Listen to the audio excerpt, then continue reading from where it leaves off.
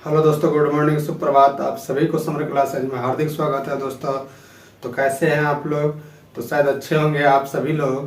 तो आइए आज हम लोग स्टार्ट करने जा रहे हैं 10th क्लास का जो गोधूली भाग 2 का काव्य खंड का 11वां चैप्टर है। इसको आज हम लोग लास्ट की तरफ जा रहे हैं। अब इसमें सिर्फ एक ही चैप्टर बच जाएगा। तो देखते हैं हम लोग 11 नंबर चैप्टर जो है सो क्या कहता है।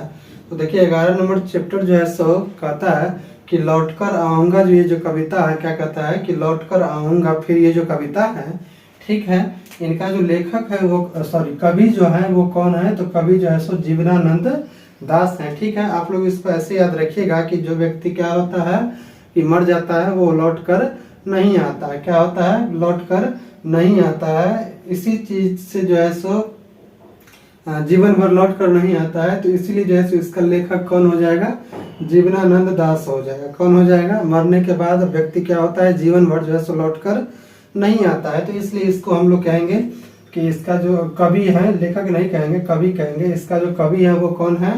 तो जीवनानंद दास है। ठीक है, तो इस तरीके से आप लोग याद रखिएगा कि लौट कर आऊंगा। फिर जो है सो इसके जो है लेखक या कवि कौन है? तो जीवनानंद दास है। ठीक है, आइए देखते हैं हम लोग कवि के परिचय को पहले देखेंगे। जिस तरीके से पहले हम लोग देखते थे कवि के परिचय को पहले, उसके बाद हिंदी अर्थ, कविता के हिंदी अर्थ को देखेंगे। फिर तो पहले हम लोग कवि परिचय को देखते हैं। देखिए कहता है कि जैसे इनका जन्म जो है 1899 ईस्वी में हुआ, बांग्ला में, यानी बंगाल में। कहाँ में?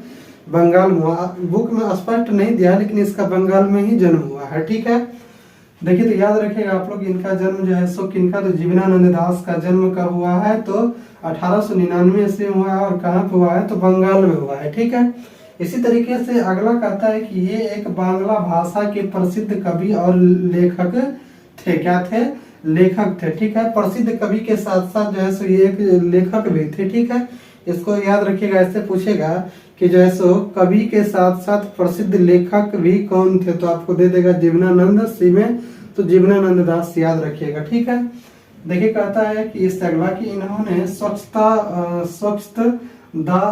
स्वच्छ दंतावाद से हटकर कविता को लिखने का काम किया। यानी कि ये जो है सो क्या हुए? तो स्वच्छतावाद से जो हटकर के जो है सो ये क्या लिखते थे? कविता को लिखते थे। तो ऐसे ही एग्जाम में आपको देगा कि कौन सा कवि स्वच्छंदतावाद से हटकर जो है सो कविता लिखते थे? तो कौन लिखते थे? जीवनानंद दास लिखते थे। ठीक है, ऐसे ही आपको देगा कि कौन सा ऐसा कवि है जो स्वच्छंदतावाद से हट करके कविता लिखते थे? तो सी में आपको दिया रहेगा जीवनानंद दास। तो इसको आप लोग याद रखिएगा। देखिए शायद कहता है कि इनकी प्रमुख काव्य संकलन जो है सो झरा पालक, ठीक है, उसके बाद कहता है धूसर पांडुलिपि, वनलता सेन, महापृथ्वी, उसके बाद कहता है कि सातटी तारार, तिमिर और जीवनानंद दासेर। क्या कहता है? जीवनानंद दासेर श्रेष्ठ कविता है इनकी। क्या है? इनकी प्रमुख जो काव्य संकलन है इनकी है। कौन कौन सी? तो झरा पालक, ठीक है, उसके बाद है धूसर पांडुलिपि, उसके बाद है वनलता सेन, उसके बाद है महापृथ्वी, सातटी महापृथ्वी, और इससे अगला है सातटी तारार, तिमिर और जीवनानंद दासेर श्रेष्ठ कविता इनकी क्या है? प्रमुख काव्य संकलन है। ठीक है, तो इस काव्य संकलन को आप लोग याद रखिएगा। ये काव्य संकलन से ही एग्जाम में ज्यादातर क्वेश्चन बनने का चांस रहता है। तो देखिए इससे आगे कहता है कि निधन के बाद प्रकाशित हुए काव्य संकलन जो है सो कौन कौन था? देखिए ये तो जब वो जिंदा थे तो उसी समय हुआ था काव्य संकलन वो किए थे, और जब मरने के बाद भी इनका काव्य संकलन प्रकाशित हुआ।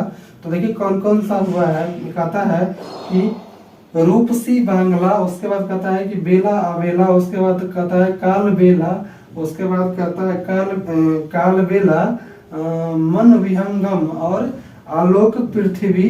ये सारे जो है सो इनकी मृत्यु के बाद जो है सो क्या हुए? काव्य जो है सो संकलन प्रकाशित हुए। क्या हुए? मृत्यु के बाद जो है निधन के बाद इनकी काव्य संकलन क्या हुए? आपको दे देगा ऐसे करके कि निधन के बाद जो है सो प्रकाशित हुए, जैसो इसमें से नाम को बताए या काव्य संकलन के नाम को बताए। तो आप लोग याद रखिएगा कौन कौन सा है। रूपसी बांग्ला, उसके बाद है बेला अबेला, उसके बाद है काल बेला, मन विहंगम और आलोक पृथ्वी, ये सारे इनकी मृत्यु के बाद जो है सो काव्य संकलन का क्या हुआ है, प्रकाशन हुआ है। ठीक है, तो इसको आप लोग याद रखिएगा। इससे आगे देखिए कहता है कि इनके निधन के बाद लगभग 100 कहानियां और 13 उपन्यास प्रकाशित हुए। देखिए कहता है कि इनकी मृत्यु के बाद भी जो है सो क्या हुआ, तो जो है सो यानी कि 100 क्या, तो लगभग 100 कहानियां और 13 उपन्यास जो है सो क्या हुए, प्रकाशित हुए। ऐसे ही आपको पूछेगा कि 100 कहानियां और जो है सो 13 उपन्यास जो है सो किनकी मृत्यु के बाद प्रकाशित हुए, तो जो है सो जीवनानंद दास जो है सो जो कवि के निधन के बाद जो है सो या उपरांत ये प्रकाशित हुए। ठीक है, तो इस तरीके से इसको ध्यान रखिएगा। इससे आगे कहता है कि वनलता सेन काव्य ग्रंथ को प्रबुद्ध आलोचकों द्वारा रविंद्रोत्तर युग की श्रेष्ठतम कविता की संज्ञा दी गई है। देखिए ये जो वनलता जो सेन काव्य ग्रंथ है, उसको जो है सो प्रबुद्ध आलोचकों के द्वारा जो है सो रविंद्रोत्तर युग की श्रेष्ठतम प्रेम कविता की जो है सो क्या दी गई है, संज्ञा दी गई है। रविंद्रनाथ टैगोर जो थे उसके जो है सो यानी कि कवि रविंद्रनाथ टैगोर के बाद जो है सो अगर यानी कि बंगाल के भूमि पर जो है सो अगर किसी कवि का वर्चस्व नहीं, मतलब उसका कविता का अगर लेखन की बात हुआ तो सबसे अत्यधिक अच्छे लेखन जो है सो किनकी रही, तो जीवनानंद दास की ही जो है सो लेखन रही। किसके बाद, तो रविंद्रनाथ टैगोर के बाद। ठीक है, इसलिए जो है सो कहा गया है कि रविंद्रोत्तर युग में यानी कि रविंद्रनाथ टैगोर के युग के बाद जो है सो किसकी सबसे श्रेष्ठतम जो है सो ये रही कविता रही, तो ये जीवनानंद दास की जो रही है। ठीक है, इस तरीके से आप लोग याद रखिएगा। देखिए ऐसा कहता है कि वनलता सेन को 1952 ईस्वी में श्रेष्ठ काव्य ग्रंथ का पुरस्कार भी दिया गया। ये जो वनलता सेन जो इसकी जो काव्य ग्रंथ थी, इस काव्य ग्रंथ को 1952 ईस्वी में श्रेष्ठ काव्य ग्रंथ का पुरस्कार भी दिया गया। याद रखिएगा कि दे देगा आपको। वनलता सेन जो है सो किसकी कविता है, तो सॉरी काव्य ग्रंथ है, तो जीवनानंद दास की क्या है, काव्य ग्रंथ है। ठीक है, और ऐसे भी आपको पूछ देगा कि जो है सो क्या कहते हैं ये वनलता जो काव्य संग्रह है, काव्य ग्रंथ है, इस काव्य ग्रंथ को कब पुरस्कार दिया गया, तो 1952 ईस्वी में दिया गया। ऐसे आपको दे देगा कि वनलता सेन जो काव्य ग्रंथ है, इसको किस वर्ष में जो है सो काव्य श्रेष्ठ ग्रंथ की पुरस्कार दी गई, तो 1952 ईस्वी में। या ऐसे भी दे सकता है कि 1952 ईस्वी में जीवनानंद के किस काव्य ग्रंथ का जो है सो काव्य ग्रंथ को जो है सो श्रेष्ठतम काव्य पुरस्कार दिया गया, तो 1952 में दिया गया। ठीक है, तो इस तरीके से आप लोग उल्टा सीधा करके कैसे भी पूछे तो याद रखिएगा। इससे आगे देखिए कहता है कि यह कविता प्रयाग शुल्क द्वारा जो है सो भाषांतरित है, यानी कि ये कविता जो है सो यानी बंगाली भाषा में था, लेकिन इसको जो है सो प्रयाग शुल्क में जो है सो एक व्यक्ति था, वो जो है सो इसको हिंदी भाषा में रूपांतरित किए हैं। ठीक है, तो एग्जाम में ये ज्यादातर आने का चांस रहता है कि जो है सो फिर लौटकर आऊंगा कविता को भाषांतरित कौन किया है, यानी हिंदी भाषा में रूपांतरण कौन किया है, तो प्रयाग शुल्क ने किया है। ठीक है, कौन किया है, प्रयाग शुल्क ने किया है। ठीक है, तो इस तरीके से याद रखिएगा इसको। कहता है कि इनकी कविता में बंगाल की धरती पर बार बार जन्म लेने की बात का चित्रण किया गया है। सही बात है, इस कविता में जो है सो बंगाल की धरती पर यानी कि अनेक बार जन्म लेने की इच्छा रखते हैं कौन, तो कवि। यानी कवि इसलिए अनेक बार इच्छा रखते हैं बंगाल की धरती पर जन्म लेने की, क्योंकि वहाँ की जो प्राकृतिक छटा है और प्राकृतिक छटा के साथ साथ वहाँ की जो सौंदर्यता है बंगाल की, उस सौंदर्यता में वो अनेक बार जो है सो जन्म लेने की क्या करते हैं, तो कल्पना करते हैं या वहाँ जन्म लेना चाहते हैं। ठीक है, इसी चीज का इसमें जो है सो चित्रण किया गया है। ये कहता है कि इनका निधन जो है सो 55 वर्ष की उम्र में 22 अक्टूबर 1954 ईस्वी को हो गया। देखिए इनका जो निधन है वो जो है सो किसी कारणवश जो है सो क्या हुआ, किसी दुर्घटना में इसका मृत्यु हो गया और वो 55 वर्ष में ही जो है सो क्या हो गए, तो मर गए। ठीक है, इस कारण से यहाँ पे जो है सो लिखा गया है इनकी निधन जो है सो कितने वर्ष में हो गए, 55 वर्ष में हो गए। कब, तो 22 अक्टूबर 1954 ईस्वी को। आप लोग याद रखिएगा कि इनका निधन कितने वर्ष में हो गया, तो 55 वर्ष में हो गया। ये एग्जाम में अधिकांश बार आता है क्वेश्चन, तो इसलिए इसको याद रखिएगा कि इनका निधन कितने वर्षों में हो गया, 55 वर्ष में हो गया। कब हो गया, तो 22 अक्टूबर 1954 ईस्वी को हो गया। ठीक है, और ये भी कभी कभी दे सकता है कि इनका निधन किस कारण से हुआ, तो उसमें जिक्र नहीं किया गया है, लेकिन जैसे किसी अकस्मात कारण से जैसे इनकी मृत्यु हो गई, ठीक है, किसी कारणवश। तो इस तरीके से आप लोग समझ गए होंगे कि इसमें जो है सो किस तरीके से क्वेश्चन आपको दे सकता है, ऑब्जेक्टिव बना सकता है। इन सारे को हम लोग देखने का काम किया, ठीक है। और ये भी आपको पूछ सकता है एग्जाम में। देखिए एक चीज आप ध्यान रखिएगा, इसमें तो नहीं दिया हुआ है बुक में, कि रविंद्रनाथ टैगोर के काव्य संग्रह के बाद बंगाल की धरती पर सबसे श्रेष्ठतम काव्य संग्रह के लिए किसे जाना जाता है, तो जीवनानंद दास को क्या किया जाता है, जाना जाता है, ठीक है, श्रेष्ठ कवि के रूप में। रविंद्रनाथ टैगोर जो कवि थे, उस कवि के बाद में जो है सो जीवनानंद दास को ही माना जाता है। इन रविंद्रनाथ टैगोर के बाद जो कवि आए, वो कवि सबसे श्रेष्ठ कौन कवि रहे, तो जीवनानंद दास रहे। इसलिए जो है सो बंगाल की धरती पर कभी कभी ऐसे पूछता है कि बंगाल की धरती पर रविंद्रनाथ टैगोर के बाद जो है सो कौन ऐसे कवि थे जिनका जो है सो काव्य संग्रह बहुत ही प्रचलित था, तो जीवनानंद दास का जो है सो काव्य संग्रह बहुत ही प्रचलित था, और वो प्रख्यात कवि भी थे, ठीक है। तो इस तरीके से कहीं से भी किसी तरीके से पूछेगा तो आप लोग बता सकते हैं। तो अब हम लोग चलते हैं बिना देरी किए हुए इसके कविता को देखते हैं। कविता देखिए क्या कहता है, तो कविता देखिए बहुत ही अच्छा कविता है, इसको हम लोग देखेंगे शुरू से। कहता है खेत है जहाँ धान के बहती नदी के किनारे, फिर आऊंगा लौटकर एक दिन बंगाल में, नहीं शायद होऊंगा मनुष्य तब, होऊंगा अबाबील या फिर कौवे, उस भोर का फूटेगा नई धान की फसल पर, जो कुहरे के पालने से कटहल की छाया तक भरता पैंग आऊंगा एक दिन। क्या करता आऊंगा, भरता पैंग यानी चलता हुआ एक दिन आऊंगा। देखिए कितना अच्छा बात कहता है कि इसमें कवि साहब कहते हैं कि खेत है जहाँ धान के बहती नदी के किनारे, यानी कि खेत है जहाँ धान के बहती नदी के किनारे, यानी कि नदी के किनारे जो नदी जो बहती है उस किनारे में जो है सो क्या है, तो धान का खेत है। क्या है, धान का खेत है, ठीक है।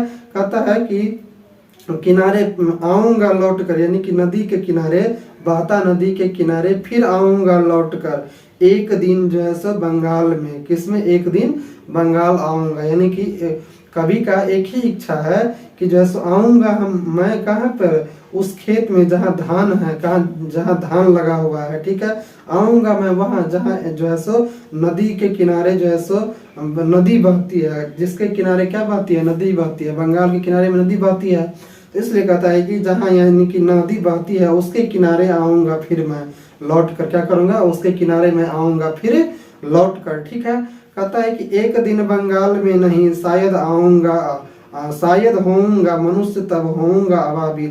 कहता है कि एक दिन मैं बंगाल आऊंगा, भले ही मैं मनुष्य हूँ और नहीं हूँ, मैं जो है सो अबाबिल, मतलब यानी कि अबाबिल का अर्थ होता है चकोर पक्षी। मैं चकोर पक्षी बन करके क्या करूंगा, आऊंगा, या फिर कौवे बन करके आऊंगा उस भोर मतलब उस सुबह में आऊंगा, जब यानी कि ठंड के दिनों में क्या होता है, धान जो है सो फूटना आरंभ करता है, उस समय आऊंगा। कब आऊंगा, फिर कौवा उस भोर का फूटेगा नई धान की फसल पर, जो यानी कि जिस समय ठंड थोड़ा थोड़ा पड़ते रहता है और धान फूटते रहता है, उस समय मैं आऊंगा धान यानी कि धान के खेतों में। किसके, धान के खेतों में आऊंगा। इसलिए यहाँ कहता है कि एक दिन बंगाल में नहीं शायद होऊंगा। कहता है मैं एक दिन भले ही बंगाल में हो और या नहीं हो, मनुष्य में हो या नहीं हो फिर जन्म, लेकिन मैं तो पर भी आऊंगा अबाबिल, मतलब चकोर पक्षी बन करके आऊंगा, ठीक है, या फिर कौवे बन करके आऊंगा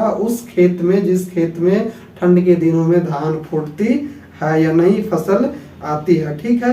कहता है धान की फसल पर जो यानी कि धान की फसल लगने के समय मैं आऊंगा, ठीक है। कहता है कोहरे के पालने से कटहल की छाया तक भरता पैंग आऊंगा एक दिन, यानी कि कुहासा, कोहरे मतलब कुहासा के जो जिस समय कुहासा बहुत अत्यधिक गिरते रहता है, ठंड बहुत अत्यधिक गिरते रहता है, उस समय मैं आऊंगा, कटहल की छाया पर आऊंगा, कटहल की छाया तक भरता पैंग आऊंगा, यानी कि कटहल की छाया में जो है सो क्या करूंगा, तो मैं चलते हुए आऊंगा। क्या कहता है, मैं चलते हुए आऊंगा एक दिन, यानी कि मैं एक दिन जरूर जो है सो क्या करूंगा, आऊंगा, ठीक है। ये कहता है कि जो है सो बनकर शायद हंस मैं किसी किशोर का, घुंघरू लाल पैरों में कहता है तैरता रहूंगा बस दिन दिन भर पानी में, गंध जहाँ होगी ही भरी घास की।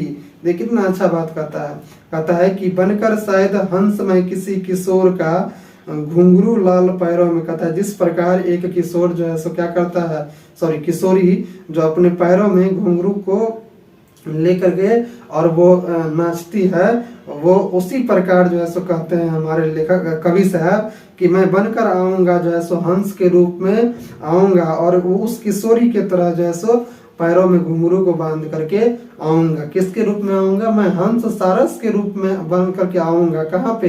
तो बंगाल की धरती पे मैं उस किशोरी की तरह आऊंगा। जिस तरीके से कोई किशोरी अपनी पैरों में लाल पायल बांध करके वो थिरकती है या दौड़ती है, उसी प्रकार मैं आऊंगा बंगाल की धरती पर। ठीक है, तो कहता है कि जैसो बनकर शायद हंस मैं किसी किशोरी का, घुंघरू लाल पैरों में, बता ही दिए। उसके बाद ये कहता है कि तैरता रहूंगा बस दिन दिन भर पानी में। कहता है कि जैसे मैं हंस बन करके आऊंगा और मैं जो है सो दिन दिन भर क्या करता रहूंगा, तो पानी में तैरता रहूंगा। क्या करता रहूंगा? तैरता रहूंगा। ठीक है, कहता है कि जो है सो गंध जहाँ होगी हरी भरी घास की, कहता है कि जहाँ पर हरे हरे हरियाली भरी जो घास होगी, उस घास की सुगंध को मैं क्या करता रहूंगा, लेता रहूंगा। और उस जो नदी है या जो मतलब तालाब है उसमें मैं क्या करूंगा, तो हमेशा आकर के हंस की तरह तैरता रहूंगा। क्या करता रहूंगा? हंस की तरह तैरता रहूंगा। यही चीज यहाँ कहा है कि बनकर शायद हंस में, सॉरी, तैरता रहूंगा बस दिन दिन भर पानी में, यानी कि मैं दिन दिन भर जो है सो क्या करता रहूंगा, तैरता रहूंगा। ठीक है, और कहता गंध जहाँ होगी गंध जहाँ होगी ही भरी घास की, यानी कि जहाँ गंध होगी किसकी, तो हरी भरी घासों की जो है सो गंध एकदम जो है सो देखने को मिलेगा, वहां मैं आकर करके क्या करूंगा, तो जो है सो तैरूंगा। ठीक है, कहता है कि आऊंगा मैं नदियां मैदान बांग्ला के बुलाए। क्या कहता है कि आऊंगा मैं नदियों में, किसके? बंगाल के नदियों में बिना बुलाए मैं आ जाऊंगा। कहता है कि आऊंगा मैं नदियों मैदान बांग्ला के बुलाए, यानी कि जब हमें बांग्ला धरती, बंगाल की जो धरती है वो बुलाएगी, मैं तुरंत क्या करूंगा, आ जाऊंगा नदियों में, मैदानों में, और जो है सो बंगाल की धरतियों पर मैं क्या करूंगा, आ जाऊंगा। ठीक है, कहता मैं आऊंगा जिसे, क्या कहता है, मैं आऊंगा मगर जरूर आऊंगा। कहता है कि जिसे नदी धोती ही रहती है पानी से इसी हरे सजल किनारे पर। कहता है कि जिसे नदी क्या करती रहती है, हमेशा जो है सो उसके किनारों को अपने सजल, यानी कि धारा से, अपनी जो नदी की धारा होती है उस धारा से क्या करते रहती है, किनारों को धोती रहती है। आऊंगा मैं वहां पर नदी के किनारों पर। किस पे? नदी के किनारों पर आऊंगा। इसलिए यहाँ कहता है कि जिसे नदी धोती रहती है पानी से इसी हरे सजल किनारे पर, यानी कि जो नदी जो क्या करता है कि अपने किनारों को हमेशा, यानी अपने सजल जो है सो जल प्रवाह से क्या करते रहते हैं, धोती रहती है, उसी सजल प्रवाह पर जो है सो मैं आने का काम करूंगा बंगाल में। कहाँ पे? मैं आने का काम करूंगा बंगाल में, या नदी के किनारे आने का काम करूंगा। ठीक है, देखता है कि शायद तुम देखोगे शाम की हवा के साथ उड़ते एक उल्लू को, शायद तुम सुनोगे कपास के पेड़ पर उसकी बोली, घासीली जमीन पर फेंके वो मुट्ठी भर चावल, शायद कोई बच्चा उबले हुए। क्या कहता है कि देखिए बहुत मार्मिक बात कहता है शायद तुम देखोगे शाम की हवा के साथ, यानी शाम में जिस समय हवा चलती रहती है, अगर उस समय आप हमें देखिएगा अच्छी तरीके से, तो मैं वहां दिखाई दूंगा शाम की जो है चलती हुई हवाओं में उड़ते हुए। ठीक है, एक उल्लू को, यानी कि जिस समय शाम का समय होता है और उल्लू क्या होता है कि अपने घर को जाते रहता है हवा के साथ, उसी प्रकार जो है सो हम भी उस उल्लू के समूह में आपको देखेंगे। ठीक है, यही चीजें कहता है कि शायद तुम देखिए वो शाम की हवा के साथ उड़ते एक उल्लू को, यानी कि शाम के समय में जब आप उल्लू को देखिएगा उड़ते हुए, तो शायद माँ ही होऊंगा। क्या होऊंगा? माँ ही होऊंगा वहां पर। ठीक है, कहता शायद तुम सुनोगे कपास के पेड़ पर उसकी बोली। कहता है कि शायद कपास की बोली पर, कपास की जो पौधा होता है उस पे अगर उल्लू को या कोई भी पक्षी जो बैठा रहेगा और उसका जो आवाज रहेगा वो शायद मेरा ही आवाज रहेगा। कपास की क्या कहता है, शायद तुम सुनोगे कपास के पेड़ों पर उसकी बोली, यानी कि कपास के जो पौधे होते हैं उस पे जो पक्षी बैठा रहेगा वो शायद माँ ही होऊंगा। क्या होऊंगा, माँ ही होऊंगा। ठीक है। कहता है कि घासीली जमीन पर फेंकेगा मुट्ठी भर चावल, शायद कोई बच्चा उगले हुए। कहता है कि अगर कोई बच्चा जो है सो घासीली मैदान पर क्या करता है कि मुट्ठी भर चावल यानी भात को फेंक देता है, तो उस समय भी समझिए कि वो भात माँ ही होऊंगा। क्या होऊंगा, वो भात माँ ही होऊंगा उस घसीली जमीन पर। उस समय भी देखिएगा मैं वहां रहूंगा, अवश्य रहूंगा। ठीक है। इसलिए यहाँ कहता है कि घसीली जमीन पर फेंकेगी मुट्ठी भर भर चावल, शायद कोई बच्चा उबले हुए, यानी कि उबले हुए चावल भात ही होगा ना, तो वो बच्चा जो भात को फेंकेगा घसीली जमीन पर तो वो भी क्या होगा, तो माँ ही होगा वो भात बन करके। ठीक है। तो उसमें भी आप हमें क्या कर सकते हैं, देख सकते हैं। ठीक है। इससे आगे देखिए कहता है कि देखोगे रूपसा के गंदले से पानी में। कहता है कि जो है सो देखोगे तुम जो है सो किसके, तो वहां पे जो जिस नदी में जो है सो एक जो है सो गंदे जो पानी है उसमें जो भी लोग हैं, जो भी पेड़ पक्षी हैं और जो भी जीव जंतु हैं वो भी क्या है, तो मैं ही रहूंगा। क्या रहूंगा, वो भी मैं ही रहूंगा। इसलिए यह कहता है कि देखोगे रूपसा के गंदले से पानी में। रूपसा वहाँ एक नदी है। ठीक है। उस नदी के जो है सो गंदे पानी में भी क्या करूंगा, मैं ही रहूंगा। ठीक है। यहाँ ध्यान दीजिएगा, ये रूपसा जो है एक नदी है बंगाल में। उस नदी के क्या कहता है कि उस नदी के गंदले से पानी में नाव लिए जाते एक लड़के को उड़ते फटे पाल की नाव में, यानी कि उस जो रूपसा नदी है उस रूपसा नदी के गंदे जलों में जो नाव को लेकर के अगर जो लड़का फटे पुराने कपड़ों को पहन करके नाव को जो ले जाता होगा वो भी कौन होगा, मैं ही होऊंगा। कौन होऊंगा, मैं ही होऊंगा। इसलिए यहाँ कहता है कि शायद कोई बच्चा उबले हुए देखोगे रूपसा के गंदले से पानी में नाव लिए जाते एक लड़के को उड़ते फटे पाल की नाव में, यानी कि एक लड़का जो है सो फटे पुराने कपड़े पहन करके और वो नाव की जो है सो पाल को लेकर के जब जाते रहेगा उस नदी में, रूपसा नदी में, तो वो लड़का कौन होगा, मैं ही होऊंगा वो लड़का। ठीक है।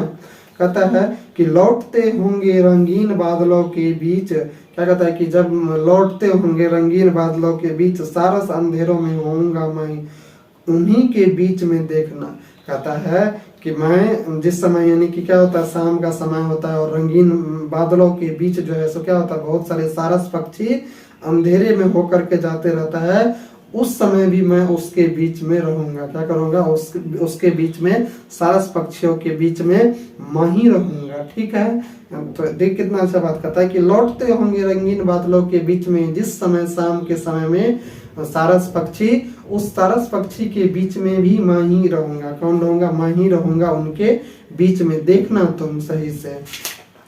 देखिए तो इतना ही है इसमें। एक बार इसको फिर से शुरू से हम लोग कर देते हैं ताकि किन्हीं को अगर दिक्कत हो तो आप लोग को फिर से अच्छी तरीके से समझ में आ जाए। थोड़ा बहुत कहीं पर दिक्कत जिनको हो।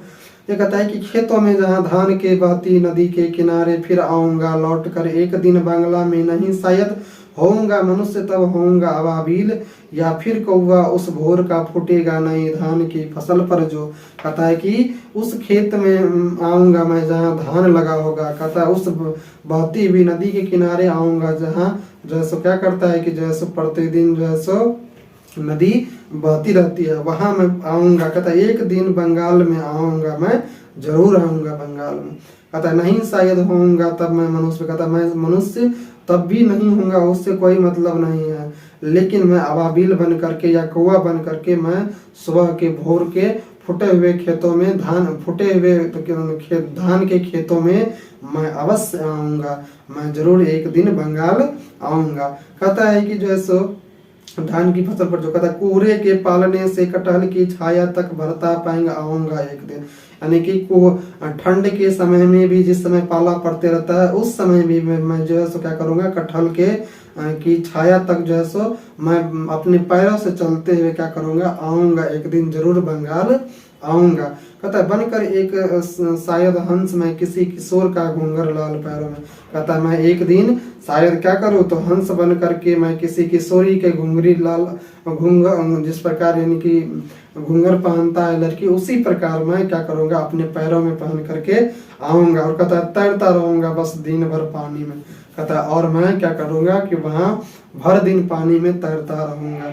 कहता है कि गंध जहाँ होगी हरी भरी घास की, होऊंगा मैं नदियों मैदानों बंगला के, बुलाएंगे मैं आऊंगा जिस दिन, जिस नदी धोती ही रहती है पानी से इसी हरे सजल के किनारे पर।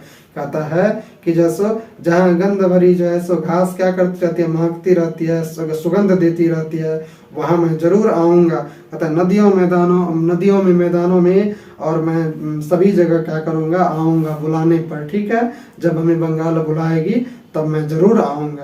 कहता है कि जिसे नदी धोती रहती है हमेशा अपनी पानी के धारों से, उस जो है सो नदी के किनारे मैं जरूर आऊंगा बंगाल में। क्या करूंगा, उस नदी के किनारे मैं जरूर आऊंगा बंगाल की धरती पर। ठीक है, कहता शायद तुम देखोगे शाम की हवा के साथ उड़ते एक उल्लू को, शायद तुम सुनोगे कपास के पेड़ पर उसकी बोली, घासीली जमीन पर फेंकेंगे मुट्ठी भर भर चावल, शायद कोई बच्चा उगले। कहता है कि शायद तुम जो है सो शाम के समय में उल्लू को देखोगे तो मैं ही होऊंगा। शायद तुम कपास के पेड़ पे जो भी जिस पक्षी पे पक्षी को देखोगे वो मैं ही होऊंगा। और उसके बाद कहता है कि घसीली जमीन पे अगर कोई बच्चा क्या करेगा, मुट्ठी भर उबले हुए चावल को फेंकेगा तो वो भी मैं ही होऊंगा। क्या होऊंगा, मैं ही होऊंगा। कहता है कि देखोगे रूपसा के गंदले से पानी में नाव लिए जाते एक लड़के को, उड़ते फटे पाल की नाव में। यानी कि एक रूपसा नदी में भी फटे पाल में जो है एक लड़के क्या करते रहेगा, नाव लेके जाते रहेगा, वो भी क्या होऊंगा, तो मैं ही होऊंगा वहां पर। ठीक है, तुम देखना मुझे। कहता है कि लौटते होंगे रंगीन बादलों के बीच, सारस अंधेरे में होऊंगा मैं उन्हीं के बीच में देखना। कहता है कि मैं जो है सो उस शाम की रंगीले अंधेरों में जो है सो यानी कि सारस के बीच में या झुंड में जो देखोगे वो मैं ही होऊंगा, उस सारस के भी बीच में। ठीक है, उस सारस के भी बीच में हमें देखना मैं ही होऊंगा। ठीक है, तो इस तरीके से जो है सो इसको आप लोग को समझ में साथ पूरा ये आ गया होगा। तो अब हम लोग जो है सो क्या करेंगे, देखिए पूरा तो समझ में आ गया होगा आप लोगों को। अब हम लोग इससे अगली क्लास में क्या करेंगे, इसके ऑब्जेक्टिव को देखेंगे, पूरा ऑब्जेक्टिव को। और ऑब्जेक्टिव को देखने के बाद जो है क्या करेंगे, फिर सब्जेक्टिव को देखेंगे। जिस तरीके से हम लोग पिछली क्लास में देखते आए हैं इसी तरीके से हम लोग जो है सो देखेंगे। तो देखिए, इससे हम लोग मिलते हैं अगली क्लास में। तब तक के लिए दोस्तों, अगर यह क्लास आप लोगों को अच्छी लगी हो तो क्लास को लाइक कर दीजिएगा, सब्सक्राइब कर दीजिएगा और शेयर कीजिएगा, और कमेंट करना नहीं भूलिएगा कि यह क्लास आप लोगों को कैसी लगी। तो हम लोग मिलते हैं इससे अगली क्लास में। तब तक के लिए जय हिंद, जय भारत।